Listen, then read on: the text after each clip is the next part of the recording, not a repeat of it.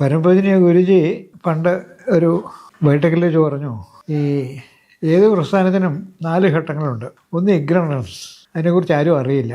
രണ്ടാമത് ചെറിയ അതിനെക്കുറിച്ച് ഒരു അറിവുണ്ട്, പക്ഷെ കൂടുതൽ വിവരങ്ങളൊന്നുമില്ല. മൂന്നാമത്തേത് ഓപ്പോസിഷനാണ്, അതിനോട് എതിർപ്പാണ്. നാലാമത്തേത് അക്സെപ്റ്റൻസാണ്, അത് സ്വീകരിക്കുക എന്നുള്ളതാണ്.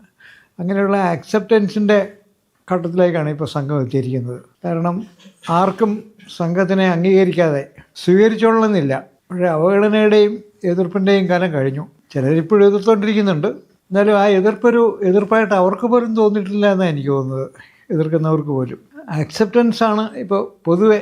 എല്ലാവരും സംഘത്തിനെ സ്വീകരിക്കാൻ തയ്യാറാണ്. പരസ്യമായിട്ട് സ്വീകരിക്കാൻ തയ്യാറുണ്ടെങ്കിലും സംഘത്തിൻ്റെ സഹായം വേണം എന്നുള്ള ആഗ്രഹം, ആ ഒരു മോഹം മിക്കവാറും ആളുകൾക്കുണ്ട് എന്നാണ് എനിക്ക് തോന്നുന്നത്. അതാണ് ഇന്നത്തെ അവസ്ഥ സംഘത്തിൻ്റെ. അത് ഗുരുജി അത് ആദ്യം പറഞ്ഞ് കേൾക്കുന്ന സമയത്ത് ഓപ്പോസിഷൻ്റെ കാലമായിരുന്നു. സംഘത്തിനെതിരായിരുന്നു അന്ന് എല്ലാവരും. ഗവൺമെൻറ്റെതിരെ, മറ്റ് രാഷ്ട്രീയ കക്ഷികളെതിരെ, പൊതുജനങ്ങളെതിരെ, പത്രങ്ങളെതിരെ, അങ്ങനെയുള്ളൊരു ഘട്ടമായിരുന്നു. ഇന്ന് ആ എതിർപ്പിൻ്റെ മൂർച്ച കുറഞ്ഞിട്ടുണ്ട്. എന്നാലും ഈ ചില ആളുകൾ വഴിപാട് പോലെ എതിർക്കുന്നുമുണ്ട്. എന്നാലും സംഘത്തിനെ അവഗണിക്കാനാവാത്ത നിലയിൽ അംഗീകരിക്കാൻ എല്ലാവരും തയ്യാറായി, അല്ലെങ്കിൽ അംഗീകരിക്കാൻ എല്ലാവരും നിർബന്ധിതരായി എന്നുള്ളതാണ് അതിൻ്റെ അവസ്ഥ.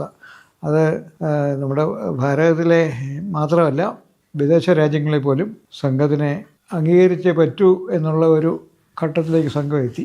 അതാണ് അതിനെപ്പറ്റി പറയാനുള്ളത്.